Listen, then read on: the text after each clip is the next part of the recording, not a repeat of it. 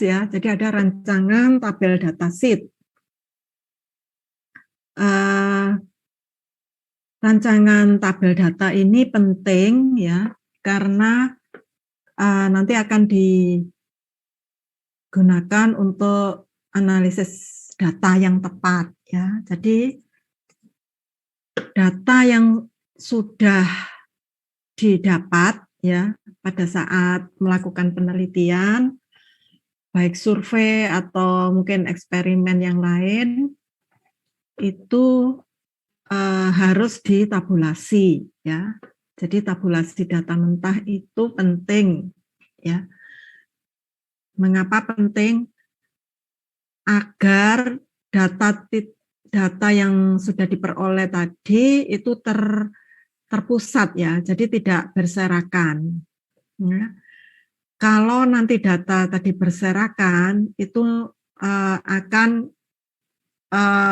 merugikan kita sendiri juga ya sebagai peneliti, karena harus mencari-cari lagi data itu tadi saya tulis di mana gitu. Jadi sebaiknya sebelum datang atau sebelum melakukan survei ke lapang itu harus sudah punya gambaran tabulasi datanya seperti apa ya, sehingga ketika nanti sudah masuk ke sudah ke lapang, tinggal mengisi yang tabel yang sudah dibuat ya, itu akan sangat membantu ya dibanding ditulis satu persatu di kertas lembaran-lembaran begitu ya, ketika sudah mau direkap ternyata ada yang keterisut, ada yang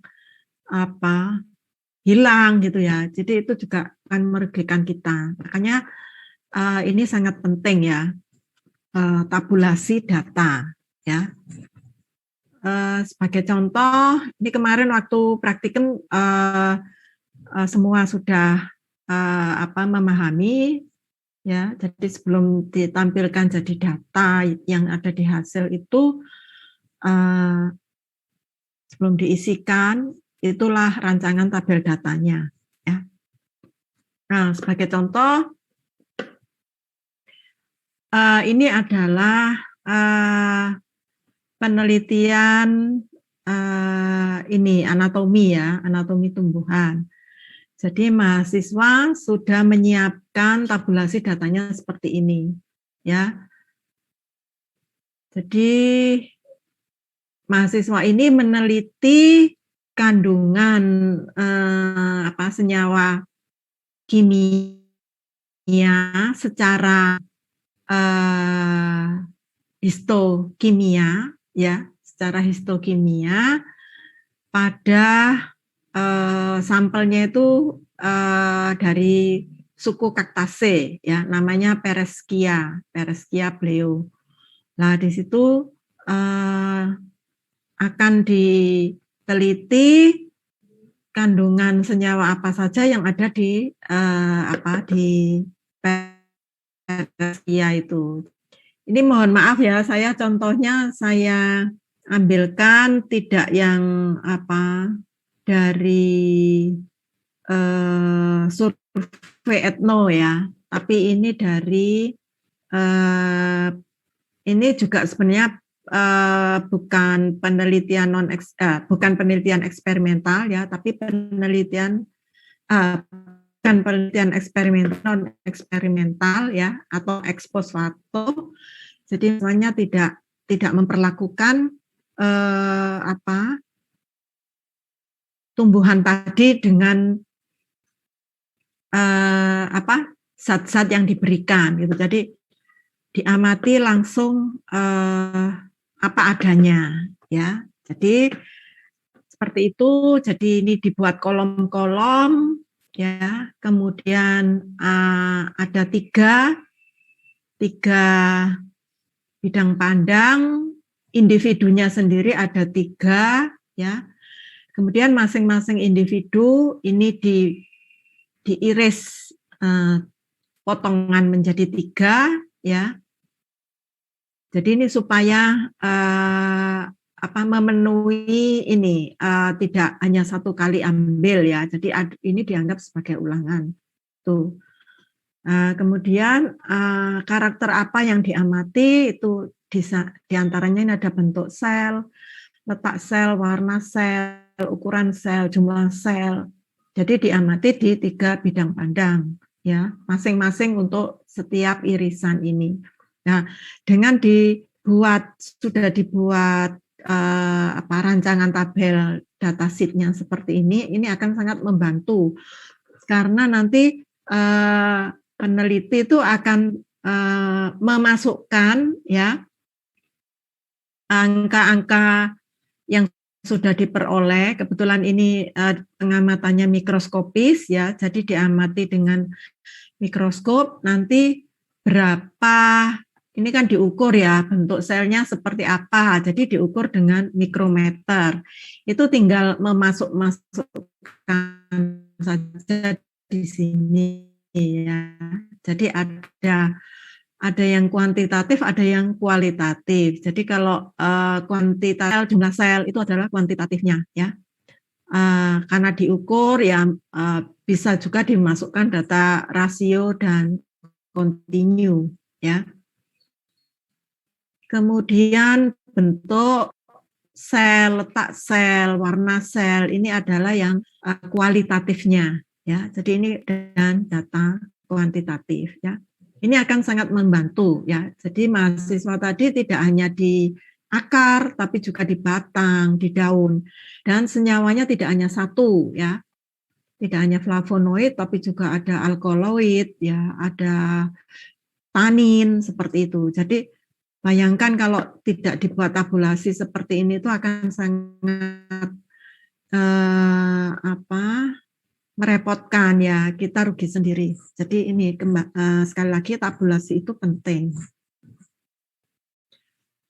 Ya, setelah data tadi ditabulasi, kemudian dapat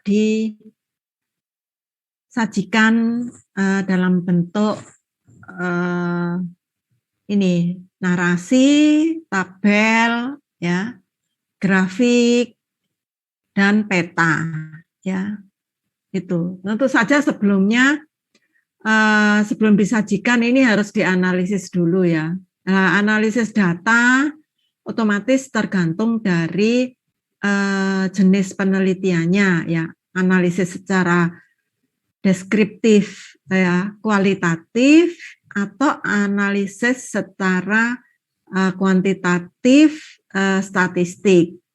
Itu akan sangat mempengaruhi nanti penyajian data yang akan dipilih ya. Jadi ini ada beberapa pilihan ya. Jadi ini juga terkait dengan skala pengukuran. Jadi skala nominal atau tadi ada skala ordinal ya, atau rasio itu nanti sangat menentukan bentuk penyajian datanya seperti apa. Nah, ada gambar juga ya. Jadi mapping dan gambar ini beda ya. Kalau gambar itu kadang-kadang seperti simbol ya, nanti ada. Jadi semacam simbol. Kalau peta itu memang peta ya.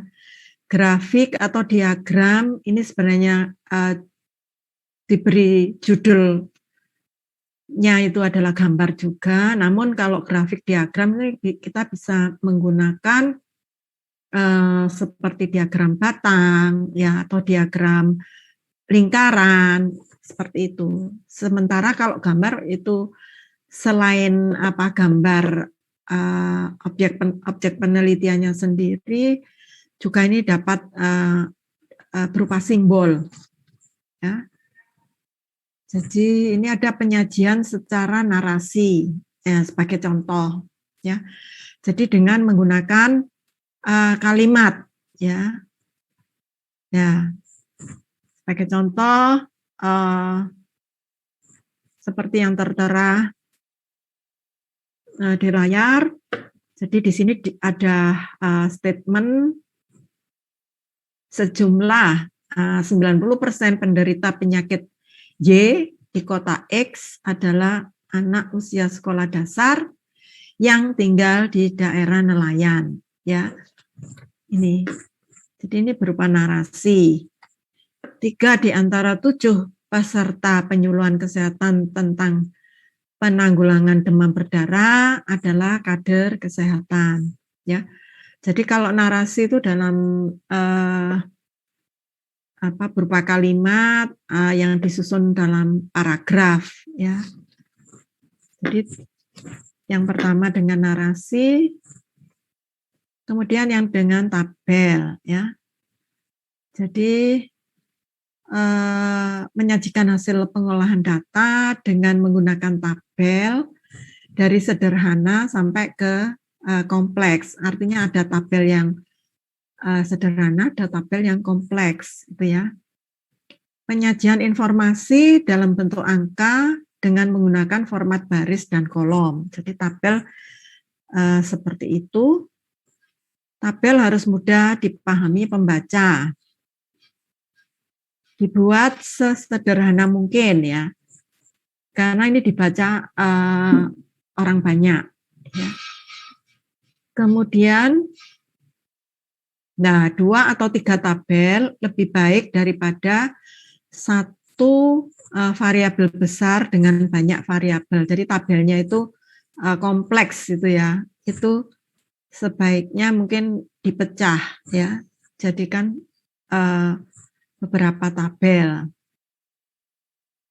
Nah, syarat tabel. Jadi saya rasa ini sudah diperoleh saat MPHPI, ya. Jadi ini merefresh saja. Jadi harus ada judul, ada badan tabel, ya. Catatan kaki ini optional, ya. Kalau misalnya diambil dari referensi yang mana, maka sumbernya harus dicantumkan. Jadi tabel sekunder, ya, bukan tabel primer. Judul tabel, ya, seperti ini. Jadi singkat, jelas, relevan, menjelaskan apa yang disajikan, di mana dan kapan, ya. Badan tabel terdiri dari lajur baris kolom, ya. Terus ada labelnya, ya. Titik temu baris kolom berisi nilai variabelnya, ya. Kemudian ada beberapa lajur, ya. Kemudian ini kalau ada sumber informasi diambil dari referensi yang relevan, maka diletakkan di bawah tabel sebagai catatan kaki. Jadi judul tabel itu diletakkan di atas tabel, ya. Nah, ini ada macam-macam tabel. Yang pertama namanya tabel satu arah, ya. Nah, sebagai contoh tabel di sini, ya, di layar ini hanya menunjukkan satu hal saja, ya, satu hal saja. Apa halnya, ya? Perihalnya adalah perihal pendidikan, ya. Jadi ini judul tabelnya jumlah karyawan PT XYZ, ya, menurut pendidikan tahun 2005. Jadi tadi ini sudah memenuhi unsur-unsur tadi, ya, jelas, menunjukkan di mana, ya, tahun berapa, itu ini sebagai contohnya seperti ini, ya. Jadi hanya satu perihal saja yang ditampilkan di sini, yaitu pendidikan, ya. Ini namanya tabel satu arah. Kemudian, dikembangkan lagi, ya, supaya lebih informatif, ya. Nah, dibentuklah tabel 2 arah, ya. Nah, judulnya juga mengalami modifikasi. Jadi tidak hanya pendidikan saja, tapi unit kerja yang ada di PT XYZ ini. ya. Sehingga ini untuk unit kerjanya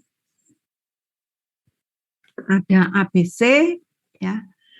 Kemudian pendidikannya kalau tadi dibuat hanya SMU saja 20, kalau yang satu arah, maka yang dua arah ini sudah bisa di split bahwa yang di unit kerja A, katakan di pemasaran ada 10, di B mungkin apa riset development, katakan seperti itu ada 10, ya. Kemudian di C lagi ini mungkin unit yang lain gitu ya, atau humas atau apa itu. Ternyata ini tidak ada. Jadi ini lebih informatif lagi, ya. Ini yang disebut dengan tabel dua arah. Kemudian berikutnya, nah ini lebih kompleks, ya. Ada tabel 3 arah. Jadi selain pendidikan dan unit kerja, ini juga memasukkan jenis kelamin, ya. Nah, sehingga ini lebih informatif. Jadi kalau ada yang bertanya berapa karyawan laki-laki itu, ya. Tadi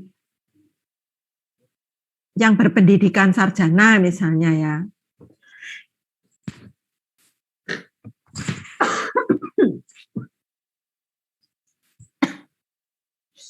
Maaf agak batuk. Jadi lewat tabel 3 arah ini dapat dengan cepat diberikan informasinya. Selanjutnya grafik, ya. Ini sama juga dengan tabel tadi, ya.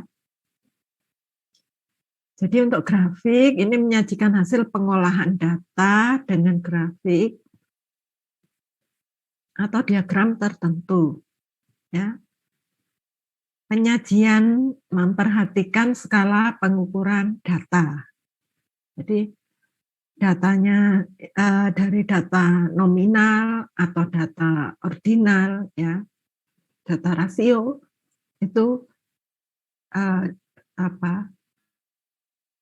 mempengaruhi nanti untuk memilih grafiknya. Jadi ini ada syarat juga untuk grafik, sama seperti tadi tabel. Jadi harus ada judul, ya, harus jelas judulnya, ada menyebutkan kapan dan di mana, kemudian ada badannya, ya. Nah, serta catatan kaki ini kalau mengambil dari referensi atau sebagai data sekunder, ya. Kalau tidak ada data sekunder, maksudnya itu adalah dari data primer, maka tidak perlu diberi catatan kaki. Nah, bentuk grafik, jadi ini tadi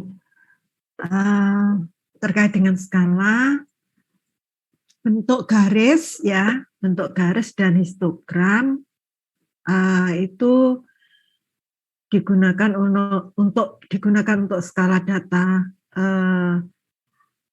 rasio, ya, kemudian interval, ya, jadi data-data kontinu. Kemudian untuk bentuk bar, pie diagram atau piktogram. Piktogram ini yang dengan simbol, ini untuk data-data kategorikal, ya, nominal dan ordinal. Namun demikian dalam perkembangannya bisa saja datanya itu data rasio tapi menggunakan bar, ya, diagram batang, ya. Jadi seperti itu, ya.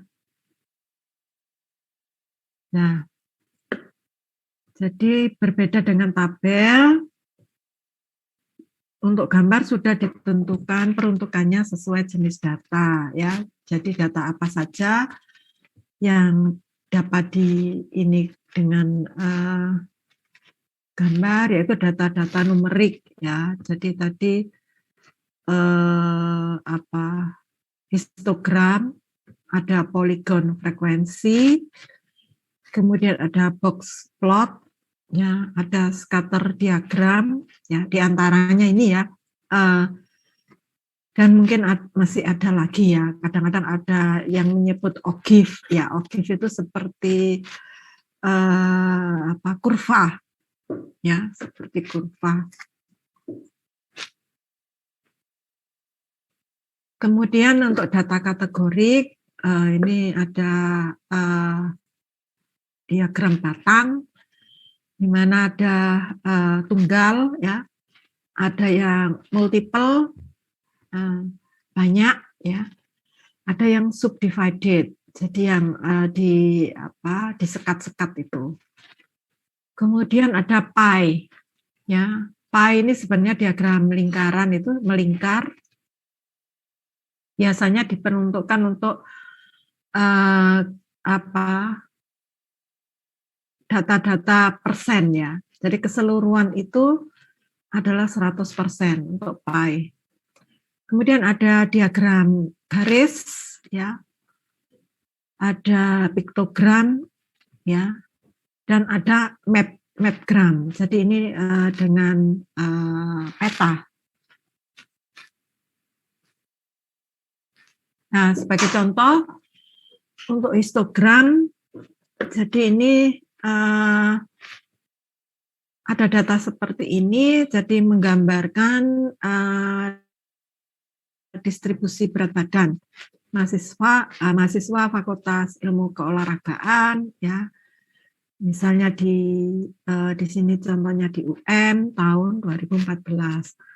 Ternyata jumlah atau frekuensinya itu ada sekitar 25 ya, 25 mahasiswa itu pada rentang berat badannya antara 40 sampai 50 kg itu ya. Kemudian ada sekitar 35 ya, itu rentang berat badannya 50 sampai 60 kg. Demikian. Jadi ini yang sebagai puncaknya itu ada di rentang antara 60 sampai 70 kg ya. Jadi ini contoh dari histogram. Kemudian, nah ini adalah tadi ya frekuensi poligon atau poligon frekuensi. Jadi histogram, kemudian di titik-titik tengahnya itu diberi diberi garis yang menghubungkan antara satu dengan histogram satu dengan yang lainnya. Ya. Jadi ini contoh untuk nilai, ya, nilai satu mata kuliah. Nah, jadi ini hampir mengikuti kurva normal, meskipun agak ke kanan. Jadi kalau agak ke kanan artinya kan baik ya, dibanding kalau ke kiri. Ke kiri itu berarti banyak yang nilainya jelek, gitu ya. Jadi ini yang disebut dengan poligon frekuensi, ya, atau frekuensi poligon. Jadi di sini yang paling banyak nilai itu ada di kisaran 70,5 sampai 80,5. Kemudian ada box plot ya. Jadi ini dengan kuartil ya, ada batas atas dan batas bawah. Ini di data-data ekologi sering menggunakan box plot ini ya. Jadi ini untuk box plot ada batas atas, batas bawah, kemudian ada kuartil 1, 2, 3 ya, di mana kuartil 2-nya adalah mediannya ya, di tengah, ya. Kemudian ada scatter diagram. Jadi diagram scatter, ya. Dengan diagram scatter sebenarnya dapat estimasi, ya, kecenderungan atau trennya kemana, ya. Jadi ini antara tinggi badan dengan berat badan, ya. Cuma ini relatif ada kecenderungan meningkat, ya. Jadi tinggi badan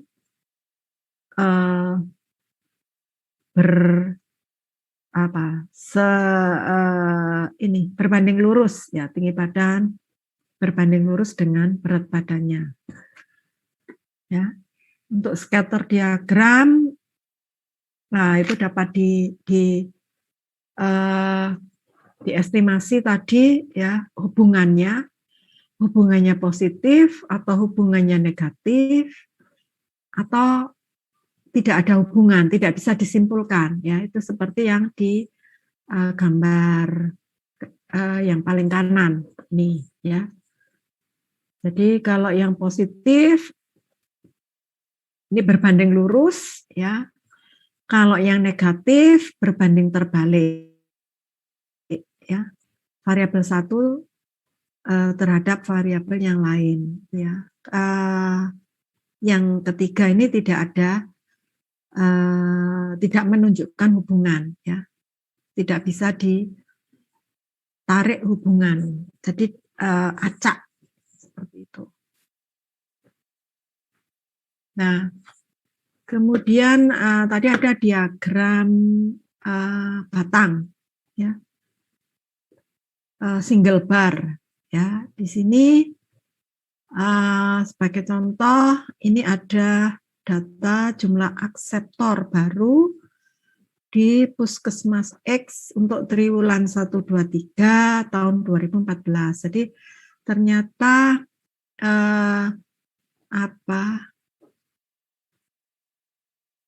untuk triwulan ketiga ini jumlah akseptor barunya yang paling tinggi dibanding dengan triwulan ke-1 maupun ke-2, ya. Triwulan keduanya itu yang paling rendah di antara 3 triwulan yang didata, ya. Seperti itu. Jadi dengan menyajikan data sebenarnya kita dapat langsung menginterpretasikan datanya seperti apa, ya, diinterpretasikan atau dibahasakan seperti apa. Nah, ini yang multiple, ya. Jadi banyak bar. Nah, contohnya yaitu penderita demam berdarah. Ini menurut wilayah desa kota di provinsi X, ya, pada bulan Januari sampai April tahun Y, ya. Jadi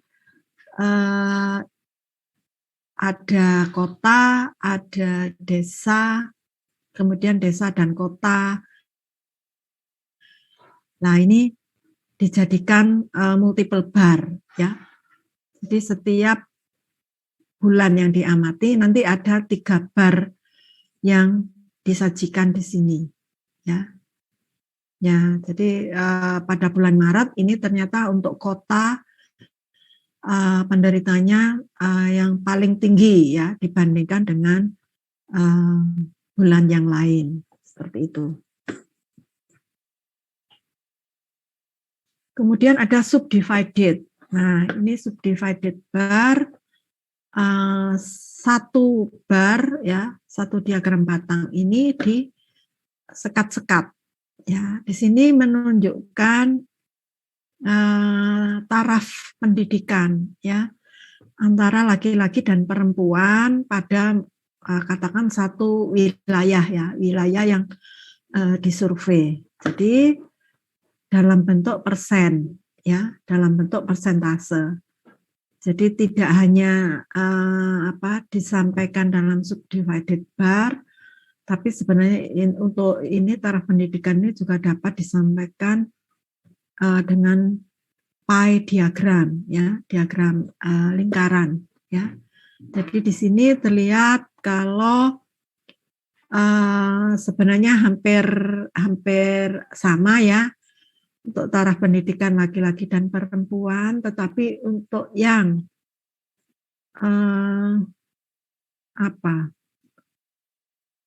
tamat SMA ini lebih sedikit ya yang di perempuan dibanding yang di laki-laki, seperti itu. Ya. Nah, ini ya, ini bisa saja data yang sama tadi disajikan dalam bentuk pie diagram, ya. Jadi ini total 100%, ya. Jadi di sini yang kuning, yang kuning itu yang terbanyak, yaitu yang tamat SMA, ya. Ini dari kelompok usia, ya. Yang SMA tamat 35,32%, ya, seperti itu. Kemudian penyajian dalam diagram garis, ya. Biasanya diagram garis itu digunakan untuk menunjukkan kecenderungan dari waktu ke waktu, ya, dari waktu ke waktu. Nah, di sini waktunya itu adalah tahun, ya. Jadi di sini ada tahun 2000 sampai 2004, ya. Bagaimana jumlah penderita untuk HIV dan H5N1. Nah, dengan disajikan dalam bentuk garis, ini akan memudahkan orang untuk membaca kecenderungan penderita tadi dari tahun ke tahun, ya. Jadi terlihat di sini pada tahun 2000, ya, H5N1 meningkat, tetapi HIV AIDS-nya turun, ya. Nah, ya, dan ini terulang kembali pada tahun 2002, ya. Ya, ternyata H5N1-nya meningkat, kemudian HIV-nya turun, ya. Tapi sebaliknya pada tahun 2003 ini terjadi yang berlawanan, ya. Justru yang HIV-nya meningkat, H5N1-nya yang turun, ya. Nah, seperti itu. Dan ini kita tidak tahu kecenderungannya setelah tahun 2004 itu seperti apa, ya. Karena ini kalau melihat grafiknya ini masih meningkat, ya, masih ada kecenderungan meningkat. Nah, ini tampilan diagram garis yang lain, ya. Jadi di sini ada data jumlah yang di granted, ya, yang diberi grant untuk studi PhD, ya, untuk studi bahasa dan sastra, ya.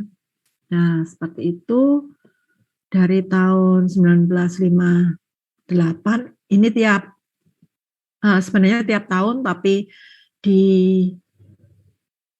sumbu X-nya itu diberi selang 2 tahunan, ya. Jadi bisa dilihat kecenderungannya, ya, sejak pertama kali tahun 58 itu meningkat, ya, sampai mencapai puncaknya pada mungkin di sekitar 1972, ya, sampai 1412 yang di granted, ya. kemudian menurun ya,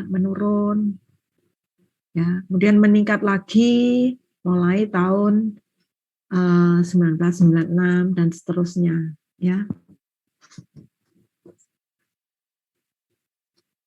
Nah, kemudian ini piktogram ya, tadi yang saya sebut simbol. Di sini ditunjukkan ini yang simbol atau gambar ini sebenarnya adalah gambar jantung ya.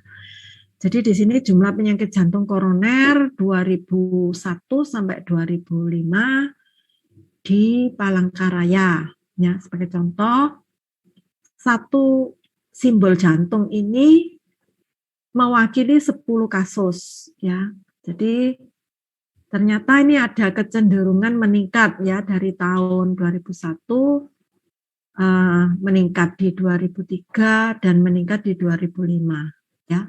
Nah, jadi yang tadinya cuma 20 kasus sampai akhirnya ini ada 60 kasus ya. Nah, seperti itu. Ya.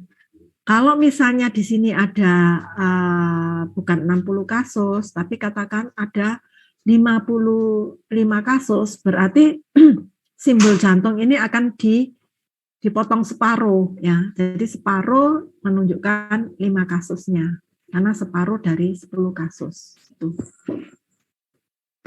Ini untuk data-data kesehatan ini sangat membantu ya, daripada orang diberi tabel yang banyak angka-angkanya, maka dengan dibuat simbol ya seperti ini, simbol jantung itu akan tidak memakan ruang ya, tidak memakan ruang. Nah, ini mapgram ya. Jadi mapgram itu ini kemarin dari apa yang dipresentasikan di praktikum ya, review jurnal. Kalau misalnya ya itu sebagai hasil ya, maka itu disebut mapgram, itu seperti ini. Jadi kalau ini bukan hasil, otomatis ini tidak ada warna merah hijau untuk mewakili penyakit DHF dan H5N1 ya. Ini tidak akan ada. Jadi warnanya ini saja abu-abu saja, yang kalau itu sebagai data dukung ya. Tapi karena ini mapgram ya yang disajikan di hasil, nah maka ini dapat ditambahkan seperti yang ada di layar di sini, bahwa untuk yang di warna merah, maka di sini jumlah penderita DHF-nya itu yang banyak itu ya. Sementara yang warna hijau itu penderita H5N1. Nah, itu ternyata ada di, katakan kalau ini kecamatan ya atau kelurahan, orang langsung bisa tahu, oh ini masih berwarna merah. Seperti halnya sekarang COVID itu ya. Kalau misalnya di peta Jawa Timur ya, di peta Jawa Timur itu dikasih atau diberi warna macam-macam, ada yang warnanya merah sampai kehitaman, itu kan berarti yang parah gitu ya. Ada yang kabupaten atau kota diwarnai oranye atau diwarnai kuning, diwarnai hijau, itu adalah mapgram ya. Jadi itu hasil ya, hasil dari survei ya. Jadi bukan bukan data dukung yang ada di yang disampaikan di metode itu. Termasuk ini ya. Ini adalah hotspot dari malnutrisi di dunia, gitu ya. Jadi ini juga sebagai hasil ya. Jadi disajikan dalam bentuk map ya atau peta ya. Jadi semakin pekat itu semakin highest, semakin yang paling tinggi untuk malnutrisi. Jadi apa? Gizi buruk ya, gizi buruk, terutama untuk anak-anak yang masih balita ya. Ya, semakin warnanya semakin cerah,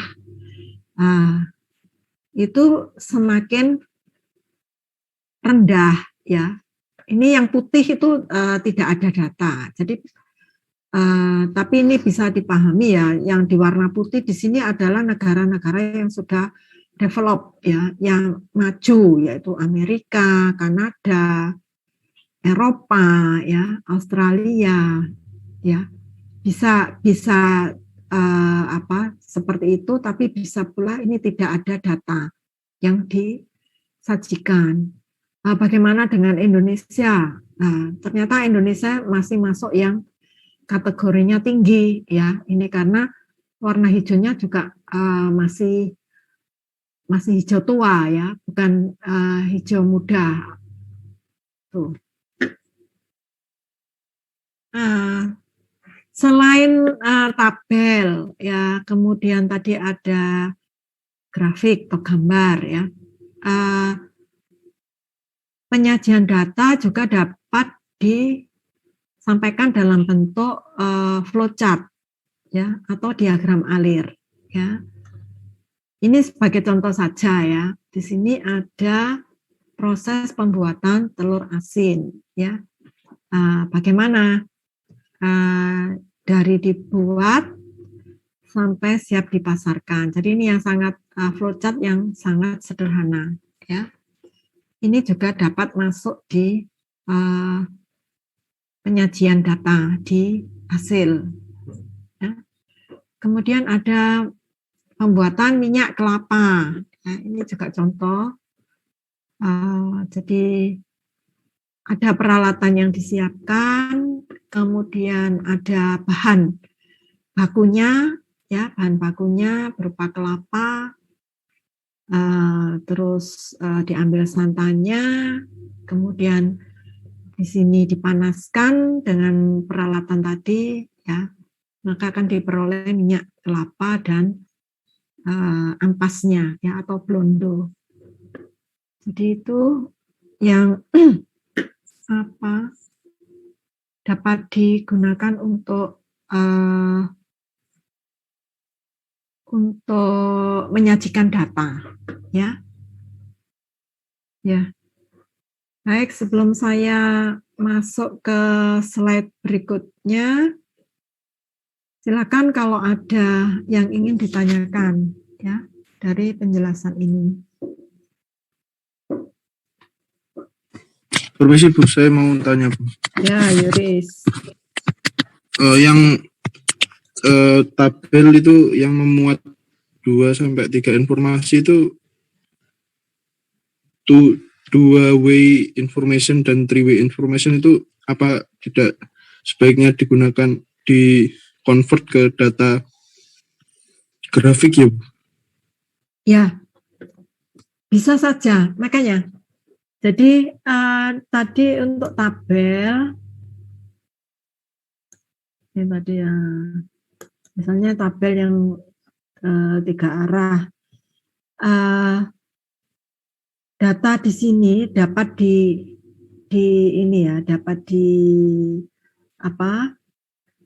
disajikan dalam bentuk tabel atau misalnya dalam bentuk bar, ya biasanya dalam bentuk bar yang multiple itu bisa, ya. Jadi nanti mana yang akan dipilih itu pokoknya yang memudahkan orang untuk menginterpretasi atau membaca datanya, itu prinsipnya. Jadi silakan memilih ya. Tapi jangan nanti dua-duanya disampaikan di skripsi gitu ya. Itu akan mubazir kalau menurut saya. Jadi pilih saja salah satu yang paling mudah dibaca atau diinterpretasikan itu. Ya. Ya, Yuris sudah paham ya? Kalau misalnya data yang baik untuk dibuat tabel 2-way table and 3-way table itu data yang seperti apa ya, Bu? Ya, itu tadi data-data apa kategorikal, ya, data-data kategorikal, ya. Meskipun apa kategorikal itu kan datanya seperti ini ya, SMU, diploma, sarjana, ini sebenarnya kan masuk ordinal ya, karena ada taraf pendidikan. Meskipun demikian, ini kan dapat dikuantitatifkan dengan cara apa? Dengan cara menghitung kan. Oh, ada 5, ada 10. Nah, itu datanya di situ datanya diskrit ya, datanya diskrit itu. Nah, kalau datanya itu data rasio kontinu ya, yang misalkan kandungan apa senyawa atau apa, beberapa menganggap itu lebih baik dengan diagram ya, dengan grafik. Tapi tidak salah juga kalau misalnya tetap menggunakan tabel. Nanti ada yang slide PPT yang satunya nanti saya tunjukkan bahwa dengan data kontinu ya, data yang diukur itu bisa pula disajikan dalam bentuk tabel ya. Seperti itu. Sehingga kadang-kadang itu kalau datanya banyak ya, datanya banyak. Kalau ditampilkan dalam tabel semua itu seperti membosankan gitu. Jadi itu kreativitas dari penelitinya ya. Oh, ada yang saya sampaikan dalam bentuk tabel, ada yang saya sampaikan dalam bentuk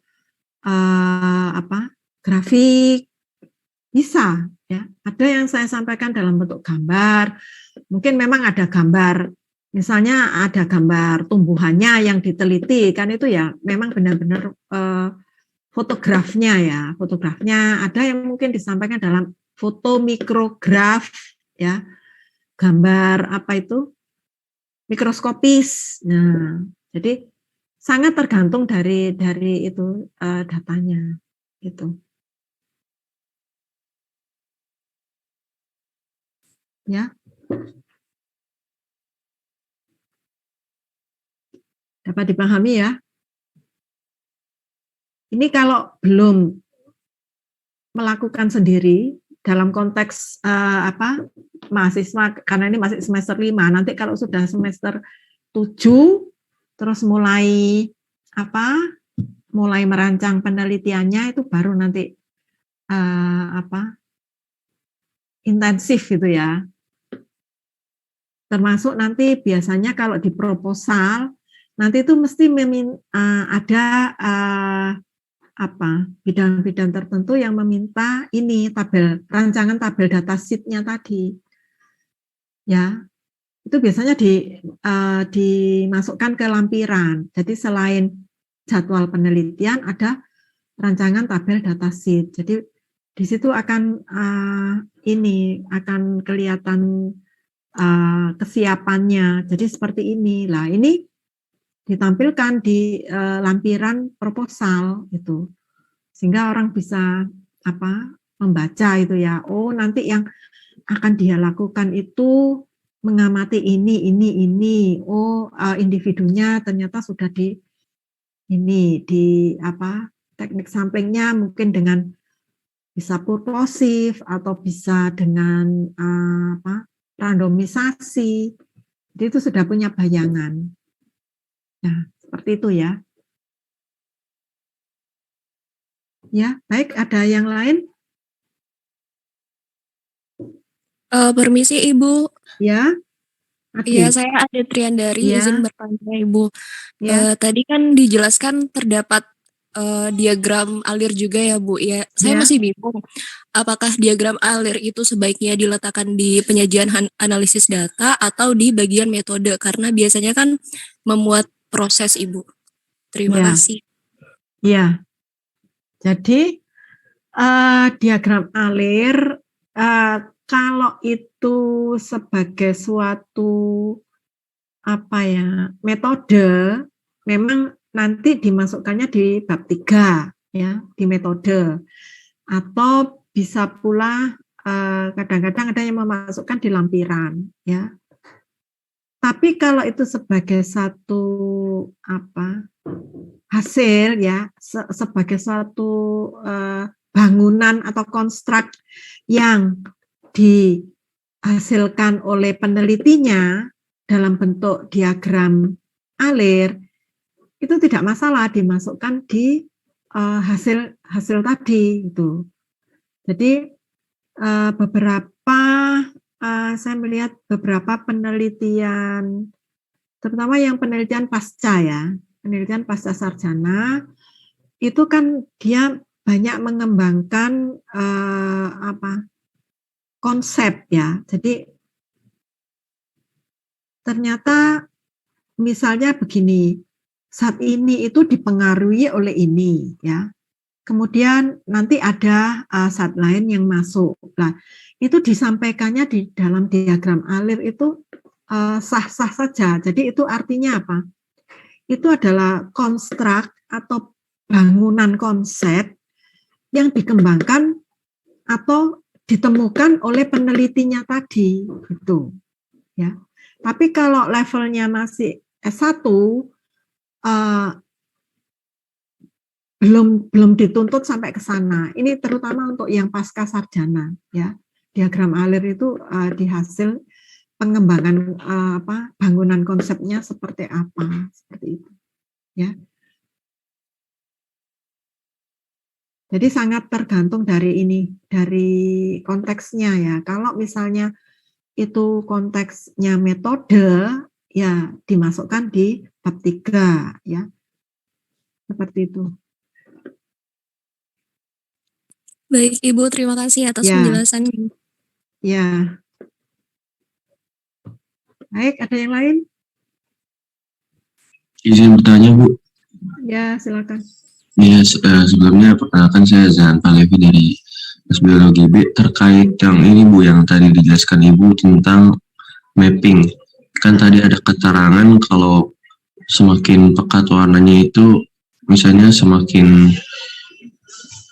banyak kasusnya kalau di contoh yang tadi. Nah, itu tuh apa emang setiap mapping itu semakin pekat mengindikasikan bahwa kasusnya semakin tinggi, atau memang keterangannya bisa diubah berdasarkan peneliti itu sendiri, maksudnya seperti itu? Ya. Jadi ini ya pilihan ini tergantung dari penelitian juga. Misalnya kalau dengan warna itu kan lebih mudah ya visualisasinya, karena kan ada gradasi ya, dari yang muda atau pucat dibawa sampai yang pekat atau tua ya. Tapi kalau misalnya dengan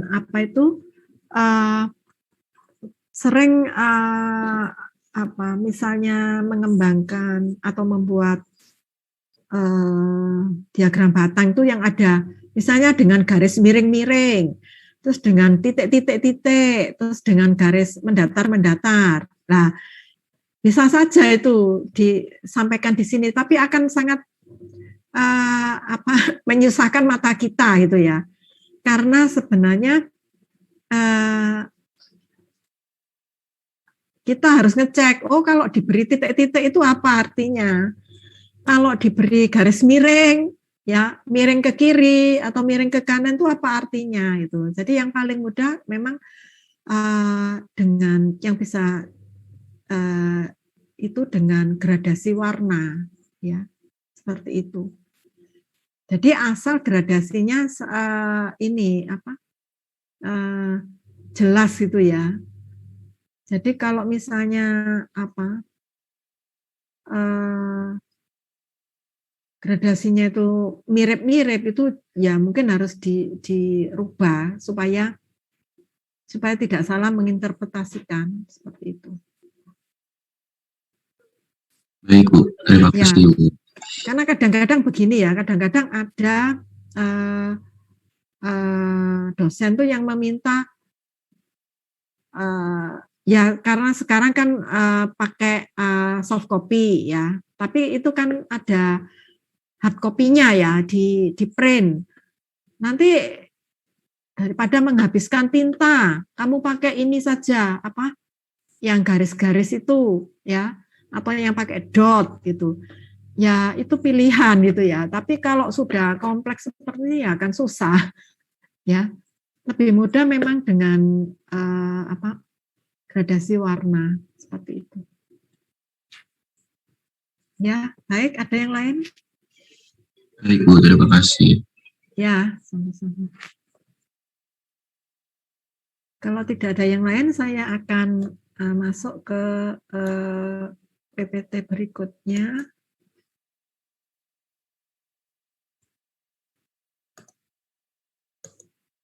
Nah, ya.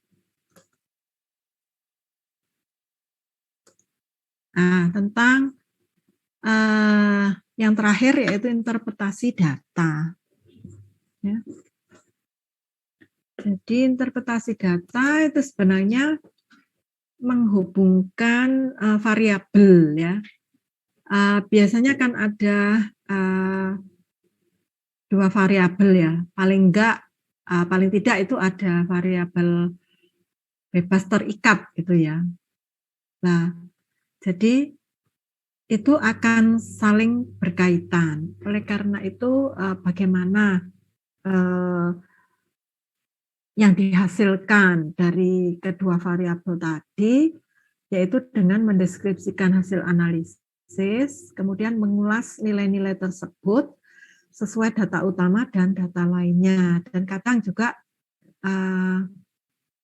melibatkan konsep atau teori ya yang mendukung seperti itu. Nah, ini ada beberapa contoh ya. Jadi, nah ini contoh-contoh yang umum ya. Jadi ini kalau dilihat penyajian datanya dalam bentuk diagram ya atau grafik ya. Lah ini tadi yang saya sebut ada di blok hitam, ada diberi garis miring-miring, kemudian ada diberi titik-titik itu ya. Jadi ini data kapasitas pembangkit listrik yang dimiliki PLN ya. Jadi ada sumber listriknya itu dari PLTA, dari PLTD, diesel, air, diesel, PLTG, gas, dan PLTU, uap ya. Jadi datanya 1998 sampai 2002 ya. Jadi datanya ini bisa kita lihat ya seperti ini ya. Ini mungkin mega KW, KWH itu ya. Kemudian karena ini contoh ya, ada pilihan jawaban ya. Ya. Jadi ini ada pilihan jawaban. Nah, manakah yang dapat digunakan untuk menginterpretasikan data tersebut ya, yang benar. Ya. Ini coba maaf.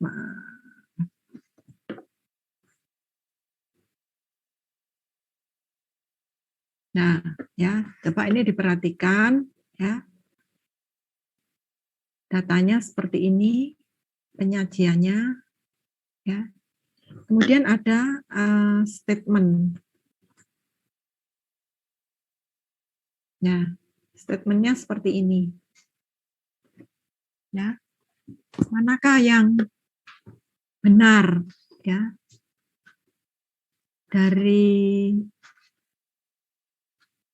penyajian data tadi ya, interpretasi yang paling benar yang mana?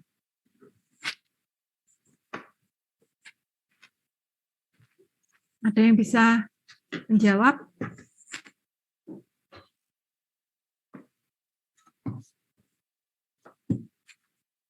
Permisi Bu, apakah bisa diulangi pertanyaannya Bu?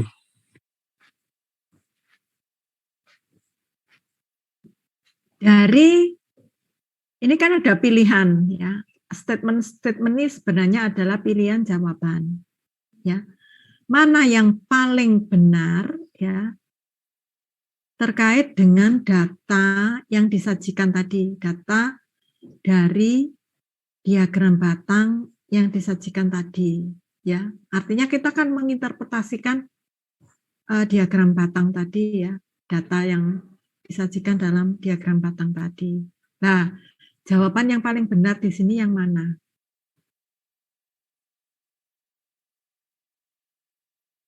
Ya. Sepertinya A, Ibu. A. Nah, coba kita lihat. A itu antara tahun 98 hingga 2001 terjadi peningkatan yang berarti, terutama pada uap. Ya. 98 ada peningkatan yang berarti. Ya. Semua ini kan meningkat, ya. Tadi terutama uap, ya. Tapi sebenarnya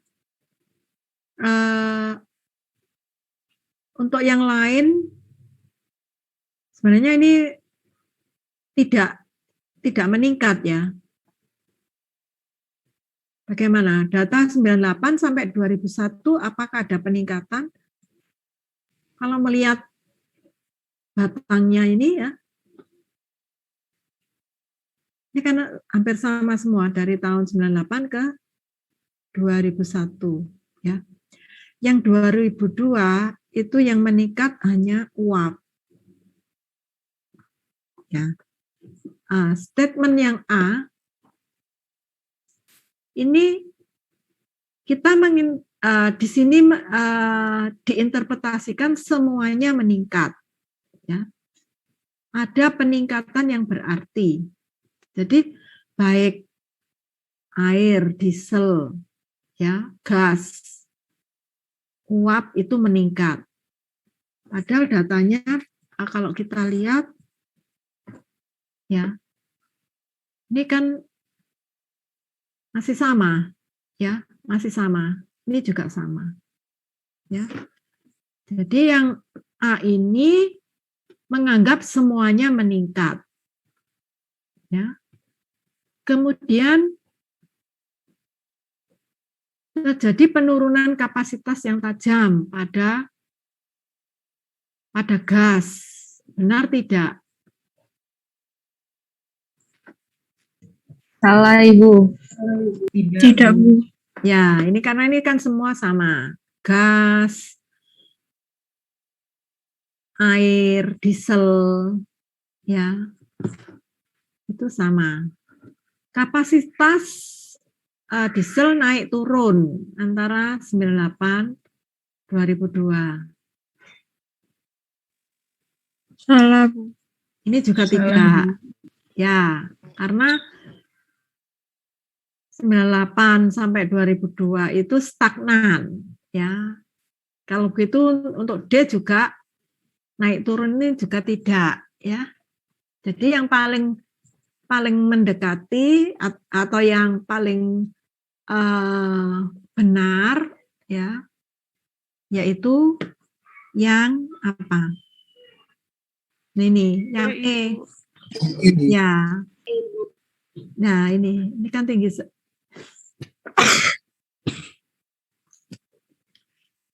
Nah, maaf, ini tinggi sekali ya untuk yang uap. Ya, seperti itu. Jadi artinya dengan disajikan data ini kita dapat menginterpretasikan dan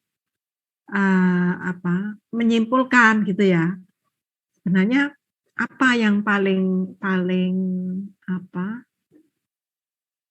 baik itu, terutama karena ini diberi pilihan jawaban, ya.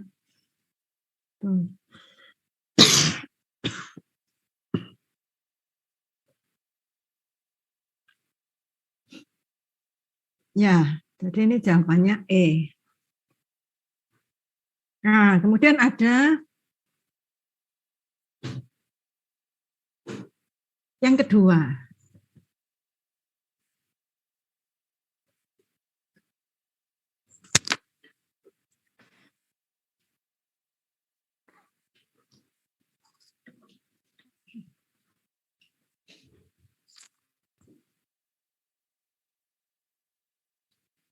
Jadi ada data dalam bentuk tabel, ya. Ini meneliti tentang penggunaan ekstrak tulang rawan ikan hiu, ya,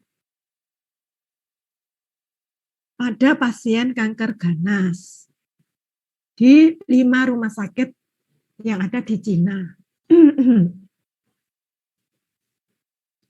Jadi datanya seperti ini, ya. Data ini disusun dari yang terendah persen pemulihannya, recovery-nya, ya, sampai yang paling tinggi recovery-nya, ya. Jadi ini pasien dengan kanker yang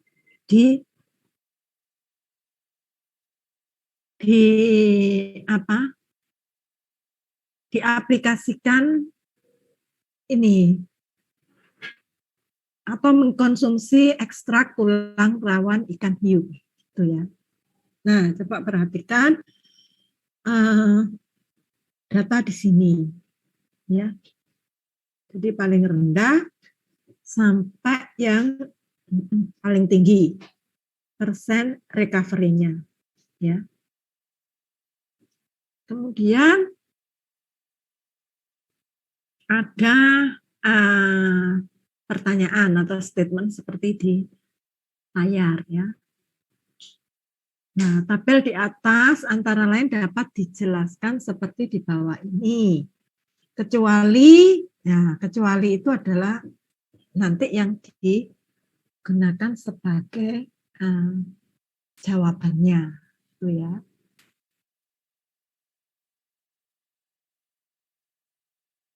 Nah, coba diperhatikan ininya,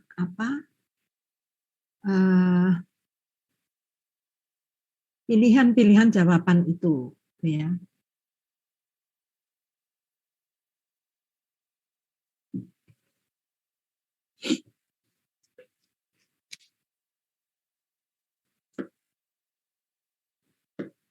Ya. Mana yang jawaban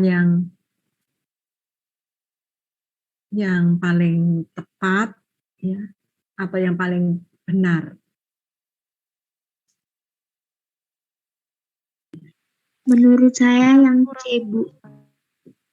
Ya, kenapa C? Karena di situ dituliskan bahwa sebagai penyembuh kanker hati dan pankreas, ekstrak tulang rawan ikan hiu tidak ada hasilnya. Padahal pada tabel itu ada hasilnya meskipun tingkat recovery-nya itu paling sedikit. Ya, kita lihat. Jadi hanya 63% dan sekitar 67%, ya. Sementara yang lain ini di atas 70%, ya. Ya, jadi yang untuk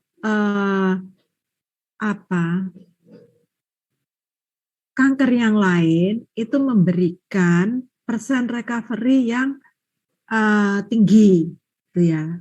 Kecuali yang untuk kanker hati dan pankreas itu recovery-nya bisa dibilang paling rendah di antara yang recovery dari kanker-kanker yang lain tadi. itu ya. Ya.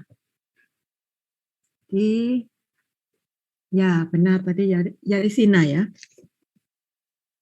Nah, Iya, ya baik. Jadi itu sebenarnya secara tidak langsung kita juga akan menginterpretasi data, ya. Tapi di sini disampaikan dalam bentuk pilihan jawaban, ya.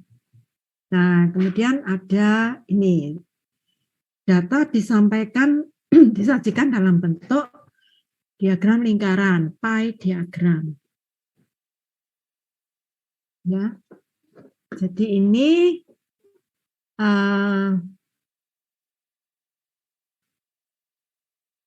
jajak pendapat ya dari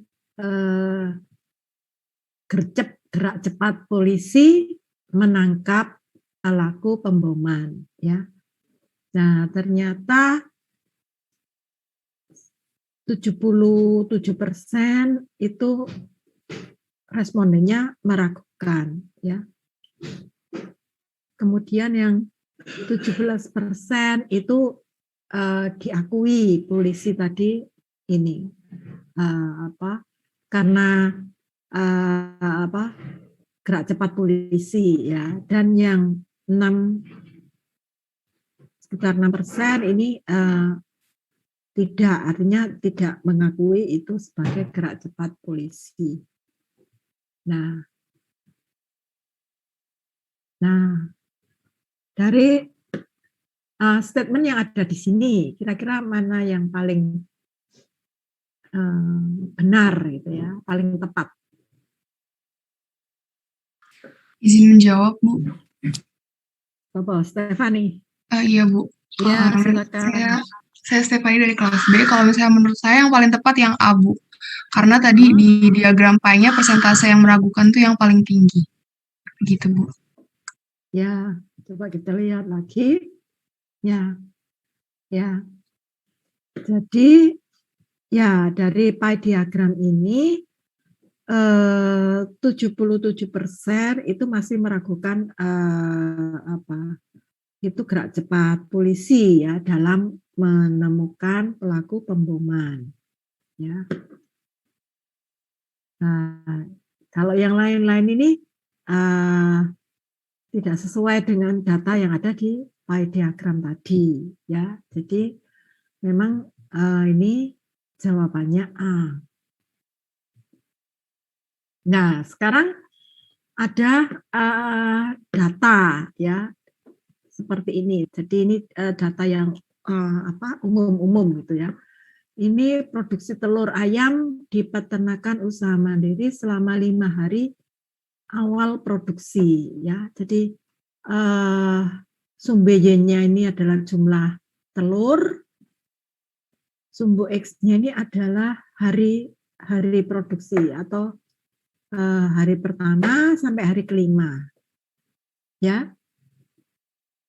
Nah, coba diperhatikan, ya. Jadi di sini ada grafik garis, ya. Ada grafik garis karena waktu, ya, yang ada di sumbu X ini adalah menunjukkan waktu, ya. Jadi hari pertama produksinya sekian. Kedua naik, ketiga turun, kemudian keempat naik, kelima naik lagi, gitu ya. Nah, kemudian ada pertanyaan seperti berikut, ya. Mana pilihan jawaban yang paling tepat, ya?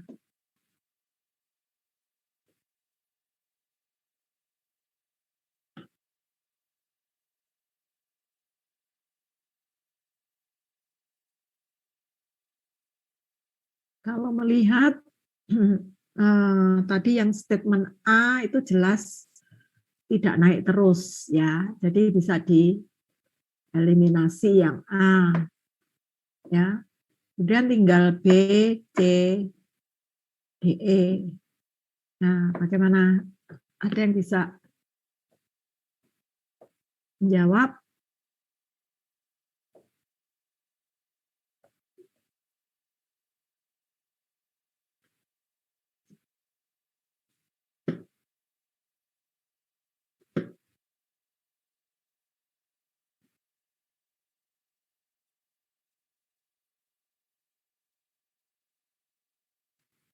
Ya Bu, izin menjawab. Ya, Foni. Saya Foni dari biologi B. Menurut saya yang jawaban yang benar itu yang B, Bu. Selama 5 hari mengalami 3 kali peningkatan produksi. Dan peningkatan tertinggi terjadi pada hari ke... Oh maaf Bu, tadi saya salah baca. Ya. Saya kira tadi yang ke hari ke-4. Ke-5. Tapi menurut saya tetap yang B, Bu. Karena peningkatannya tadi itu terjadi 3 kali di hari pertama, kedua, terus ketiga, keempat, terus kelima, keempat, kelima gitu Bu. Jadi jawaban yang B Ya, menurut saya. ya. Jadi ini kan ada peningkatan, ya. Peningkatannya di mana?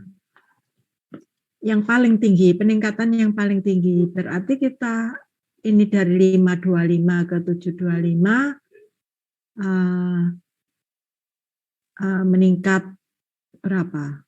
200 ya. 200, tapi turun ya. Iya. Kemudian turun. Terus dari 670 ke 880, ini meningkat lagi 210. Nah, 210, kemudian dari 880 ke 975 meningkatnya 95. Ya, jadi di 12 ini juga meningkat, tapi ternyata tidak sebanyak yang dari ketiga ke 4 ya. Kan beda 10 butir telur itu ya. Sehingga memang dengan memilih yang B itu yang tepat untuk menggambarkan kondisi grafik di situ, ya, kondisi di sini. Karena yang ditanyakan itu statement-statement yang ada seperti itu, gitu ya. Jadi yang kelima, hari kelima tadi tidak sampai 200 ya, cuma berapa tadi? 95. Tuh. Ini mencapai 50% juga tidak, ya. Juga yang E sampai 100% juga tidak.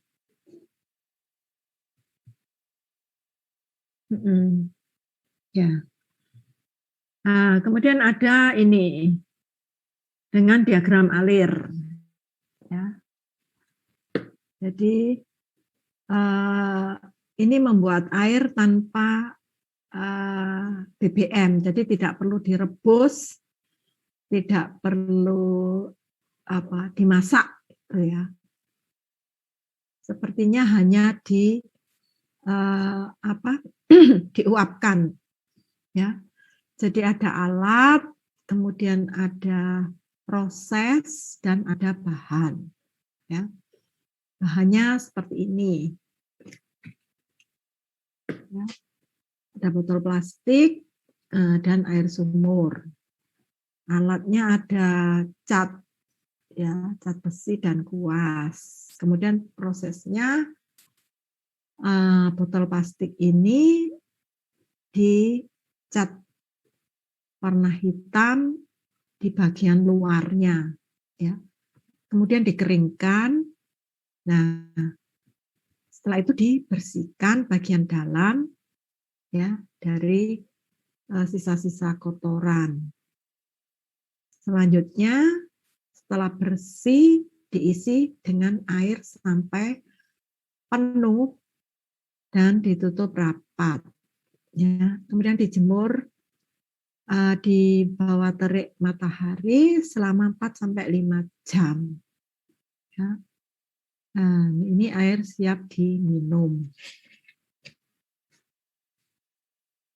Nah, kemudian ada 5 statement, ya. Manakah yang paling tepat. Tuh. Jadi itu tadi kan seperti proses ya, tahapan-tahapan ya.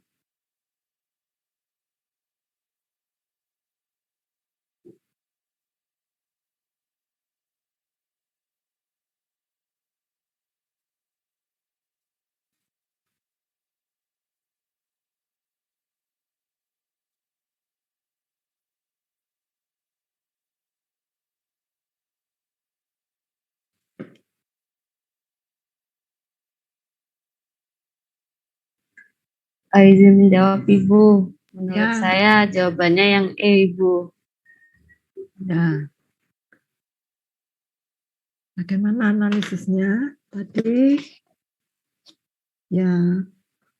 Tadi. Iya Ibu, karena tadi di grafik ini, di skema ini dicat dulu, terus dikeringkan, baru dibersihkan, terus diisi dengan air, baru dijemur Bu. Ya, jadi kita bisa ikuti dari arah panahnya ya, karena ini satu diagram alir ya. Ya. Memang kalau yang di atas ini ya tidak mungkin ya. Tuh, jadi ini harus dicat,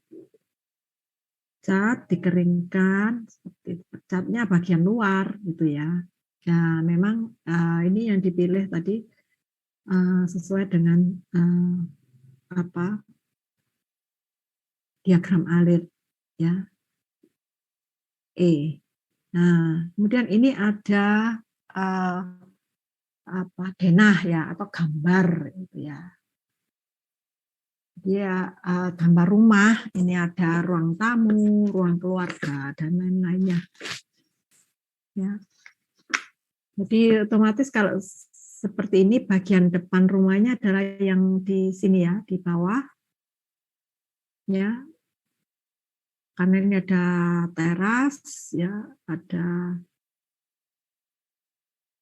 ruang tamu, ruang keluarga ya. Nah, ini ada statement begini. Kalimat yang tepat untuk menjelaskan letak ruangan pada denah tersebut adalah ya.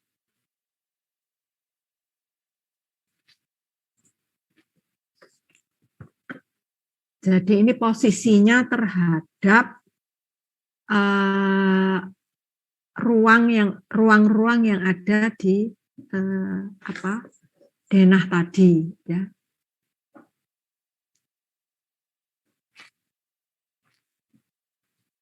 Nah, ini bisa membayangkan ya. Jadi ini sebelah mananya ya. Tadi ada arah mata anginnya juga. Ya. Ini maaf.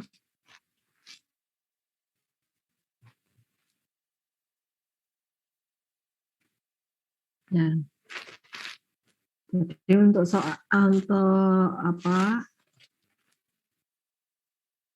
penyajian data dalam bentuk denah ini ya yang menunjukkan ruang tadi. Ada yang mau menjawab?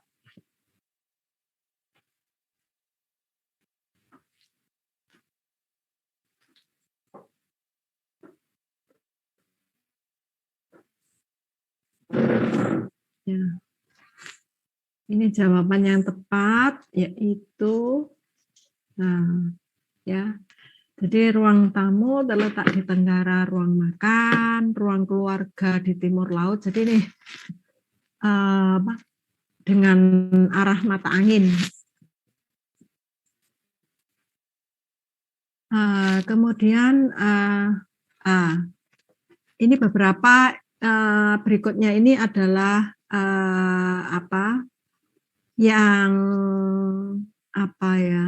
data-data dari penelitian saya ya. Saya mau menunjukkan memang bukan penelitian survei ya, tapi ada yang eksperimental, ada yang expose faktor gitu ya. Tapi di sini sebenarnya saya ingin menunjukkan bagaimana kita menginterpretasikan data tadi ya.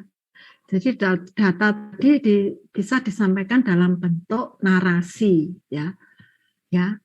Beberapa itu kalau kita menyajikan data dalam bentuk gambar ya, tabel atau gambar ya, diagram, itu harus selalu ada narasinya. Jadi narasi itu penting ya. Jadi setelah dinarasikan, diinterpretasikan di situ, baru nanti diletakkan gambarnya. Nah, seperti itu. Jadi kalau kita hanya memberikan tabelnya saja atau data diagramnya saja, gambar itu ya, yang membaca itu kan bingung. Ini mau disuruh apa ya? Karena kalau dibaca orang itu harus seperti diuraikan ya. Nah, penguraiannya itu dalam bentuk narasi-narasi. Baru berikutnya ditampilkan tabelnya atau ditampilkan gambarnya. Seperti itu ya. Jadi kalau hanya diberikan tabel saja atau gambar saja itu orang itu disuruh disuruh membaca sendiri. Itu kadang tidak seperti itu kalau membuat laporan ya. Jadi makanya penyajian data itu tidak hanya satu jenis ya. Narasi saja itu tidak, mesti ada beberapa pilihan ya. Contohnya ini ya. Jadi ini kemarin itu karena meneliti tentang pertumbuhan porang. Jadi ini ya. Jadi ini disampaikan narasinya seperti ini. Jadi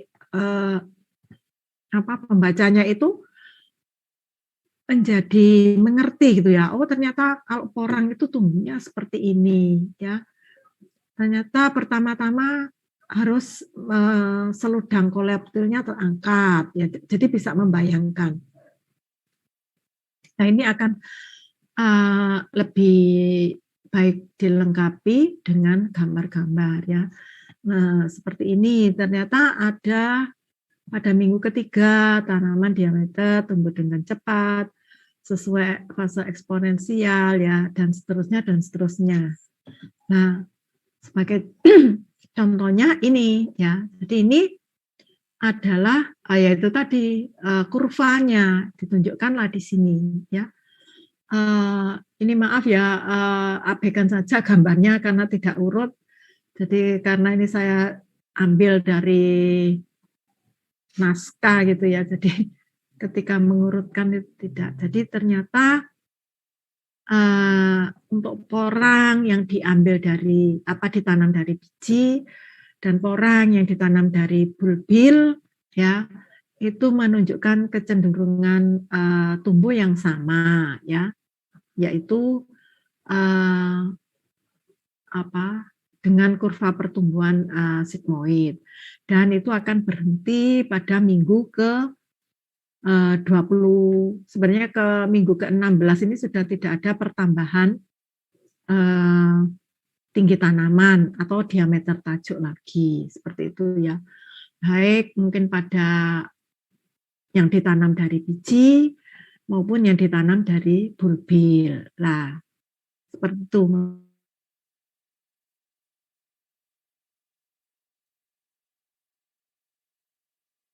Ya. Jadi ini gambar yang dibuat sendiri ya. Jadi ini untuk menggambarkan bahwa pada porang itu ada 4 periode tumbuh atau 4 tahun, di mana untuk periode tumbuh setiap tahun itu ada 2 fase, yaitu fase pertumbuhan dan fase dormansi, seperti itu. Nah, ini ya. Jadi ketika ditanam dari biji, maka akan menguncup ya, membentuk individu baru ya. Namun demikian ya, ini masih masih kecil karena ini tinggi tanamannya itu baru mungkin ya mungkin masih sekitar 20 sentian gitu ya. Dan ketika seiring dengan waktu ya, jadi ada fase dormansinya, fase istirahat, kemudian ketika nanti sudah pecah dormansi, maka dia akan tumbuh menjadi periode kedua yang tanamannya lebih besar lagi ya, dan ada dibentuk bulbil di sini di percabangan dari petiolnya, dan itu dibentuk umbi yang lebih besar lagi gitu. Jadi itu menggambarkan seperti itu sampai nanti akhirnya pada ini dengan tinggi tanaman yang nanti akan lebih tinggi lagi ya. Kemudian sampai nanti pada tahun keempat itu baru dibentuk bunga ya yang ada di porang itu sebagai fase generatifnya. Jadi 3 tahun itu masih fase vegetatif. Ya. Jadi ini yang menginterpretasikan gambar ya dari pertumbuhan porang. Nah, kemudian ini adalah data dari penelitian yang ex post facto ya. Jadi sebenarnya juga non eksperimental, tapi ex post facto, bukan survei ya. Jadi ini garis Y-nya itu adalah kandungan glukomanan, karena di porang itu yang banyak diambil adalah glukomanannya ya. Kemudian sumbu X-nya ini adalah lokasi agroforestry dan periode tumbuh dari porang ya. Nah, coba perhatikan ini ya. Jadi ini ada diagram batang ya, yang single ya, single bar. Nah, ya. Jadi setelah datanya dianalisis ya, kelihatan mana yang paling tinggi kandungan glukomanannya ya. Jadi karena porang itu yang dicari orang itu adalah glukomanan ya, maka dengan grafik seperti ini, jadi ini sudah dianalisis uji beda ya, analisis statistik dengan uji beda, ternyata yang dengan notasi yang paling tinggi itulah yang menggambarkan kandungan glukomanan yang paling tinggi, yaitu pada ini yang paling tinggi adalah G ya. G itu dari Desa Klangon ya, pada periode tumbuh 4 ya, pada umur 4 tahun. Nah, ya. Kemudian ada G lagi, tapi ini masih ada F-nya. Namun demikian ini antara yang di sini dan di sini ya, itu tidak, artinya sama ya, tidak beda nyata karena ada unsur G-nya ya. Jadi di sini diperoleh untuk yang periode tumbuh 3 itu diperoleh dari Sugiwaras ya, Desa Sugiwaras yang ini kandungan glukomanannya paling tinggi. Jadi ini bisa disarankan ke orang gitu ya. Ambillah umbi porang itu dari Desa Klangon ya, dan Desa Sugiwaras pada yang sudah berumur 3 tahun ya, dan yang sudah berumur 4 tahun. Begitu cara menginterpretasikan datanya ya. Sementara yang lain, ya ini kan tidak setinggi yang 2 ini tadi. Tuh. Ya. Bisa juga ini ada unsur F-nya, tapi tadi kita yang paling tinggi adalah di notasi G. Ya. Kemudian, kalau yang ini data dari penelitian eksperimental. Jadi ini dari percobaan, ya. Jadi menanam porang, ya, dengan diberi perlakuan unsur N, ya, nitrogen, dan unsur kalsium atau kapur. Ya, jadi tanahnya itu dipupuk N dan diberi kapur. Ya. Nah, kombinasinya bagaimana? Kombinasinya ini. Jadi ada, kalau 0 itu berarti yang sebagai kontrol. Ya. Kalau N1, N2, N3 ini semakin besar dosis atau konsentrasinya. Dosis N dan dosis Ca-nya. Ya, itu. Nah, yang di sini adalah unsur kalsiumnya. Jadi ini nanti kalau yang eksperimen mungkin Bu Catur akan banyak memberikan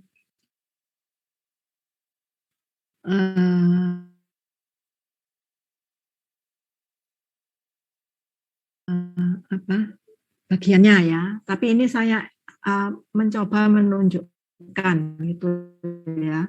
Penelitian itu kan ada yang non eksperimental, ada yang eksperimental. Nanti data-datanya sesuai peruntukannya ya. Jadi kalau dilihat di sini kembali lagi unsur atau notasi G itu yang paling tinggi ya. Jadi memang ini kontrolnya ya. Memang ada perbedaan ya antara yang diberi dan tidak diberi, antara yang diberi sedikit dengan yang diberi banyak ya. Jadi kalau melihat unsur ini, kira-kira kalau terhadap ini berat umbi porang ya, kalau mau membesarkan umbi porang ya, maka ya gunakanlah kombinasi ini ya antara kalau diberi N saja itu ternyata dapat membesarkan umbi porang ya tanpa kapur ya. Kalau akan lebih baik lagi kalau dikombinasi antara N dengan kapur, dan itu ditunjukkan oleh yang ada G-nya sini. Kemudian N yang mana? Kalau N yang mana yang paling bagus ya, ternyata N yang tidak yang paling tinggi dosisnya. Jadi ini N yang N1 dan N2. Jadi yang dosis 2 dan dosis 4 gram per polybag ya. Ini untuk kapurnya juga itu kapur yang tidak, kecuali yang kombinasi dosis 2N dan dosis kapurnya 0,24 ini yang paling tinggi itu. Jadi dengan demikian artinya rekomendasinya itu tidak hanya satu dosis saja itu. Ya, meskipun karena apa? Karena kita melihat ini ada unsur-unsur yang sama atau notasi yang sama di G. Itu artinya masih kelompok yang sama. Nah, seperti itu. Kemudian ini dari penelitian tadi juga dapat dianalisis dengan regresi ya untuk pertumbuhan tadi. Tadi pola pertumbuhannya tadi yang ada kurva sigmoidnya tadi bisa diregresikan seperti ini. Tuh ya. Jadi untuk tinggi seperti apa, diameter seperti apa, itu bisa diregresikan ya dengan persamaan ini. Jadi orang bisa mengestimasi ya. Dan ini koefisien determinasinya ini tinggi seperti itu. Nah, ya, baik itu tambahan dari saya untuk interpretasi data.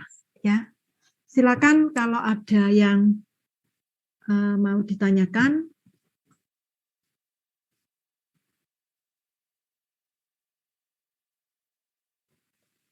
Oh ya Bu, permisi Bu, saya mau tanya.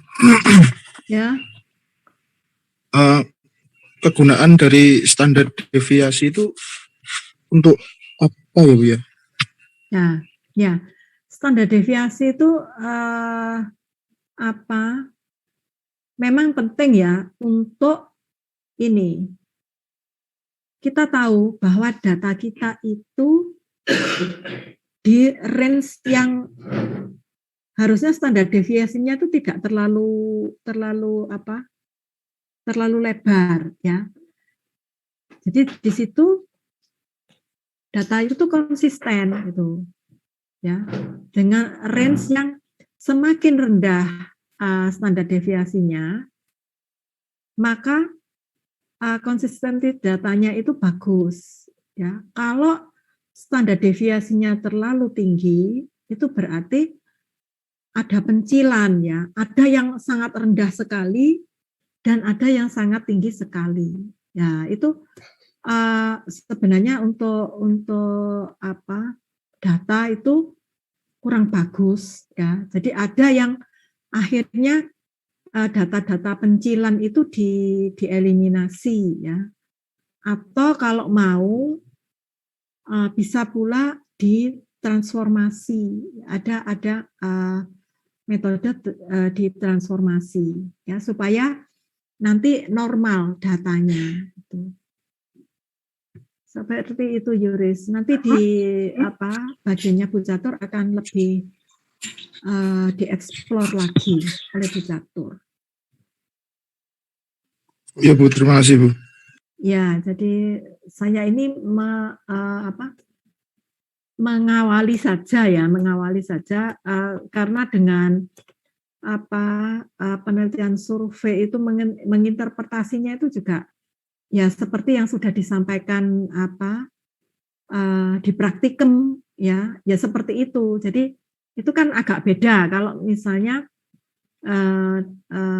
dengan yang contoh-contoh yang saya berikan ini. Jadi ini mengawali terutama untuk yang tambahan dari saya tadi ya, untuk nantinya akan dieksplor lebih jauh di penelitian eksperimental.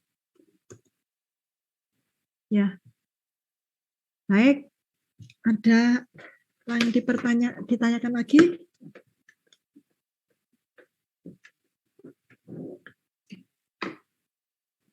Ya, karena ini jatah terakhir saya ya untuk materi rancangan penelitian biologi baik di praktikum dan kuliah. Mohon nanti ketua kelas mengingatkan Bu Catur ya, karena masuk ke tanggal 27-28 ya. Jadi nanti untuk praktikum pembagiannya seperti apa nanti saya ini ke Bu Catur, maksud saya ya kewenangannya Bu Catur ya. Jadi apakah mau mengikuti seperti yang sudah ada di survei ini atau mau berubah nanti tergantung Bu Catur juga dan Bu Endang khususnya ya. Kemudian nanti tanggal 5 ya di jadwal itu ada UTS. Jadi setelah Bu Catur 1 kali mungkin terus UTS. Jadi UTS-nya nanti akan saya beritahukan selanjutnya mungkin lewat GCR ya, bila mana seperti apa itu.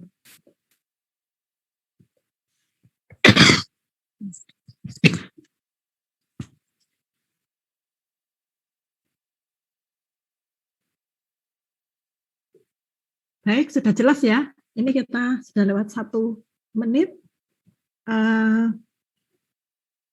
Dengan demikian, tatap muka kita untuk topik terakhir dari saya dapat diakhiri. Semoga yang sudah saya berikan ini bermanfaat bagi mahasiswa untuk persiapan tugas akhirnya, ya. Demikian saya tutup. Wassalamualaikum warahmatullahi wabarakatuh. Selamat pagi.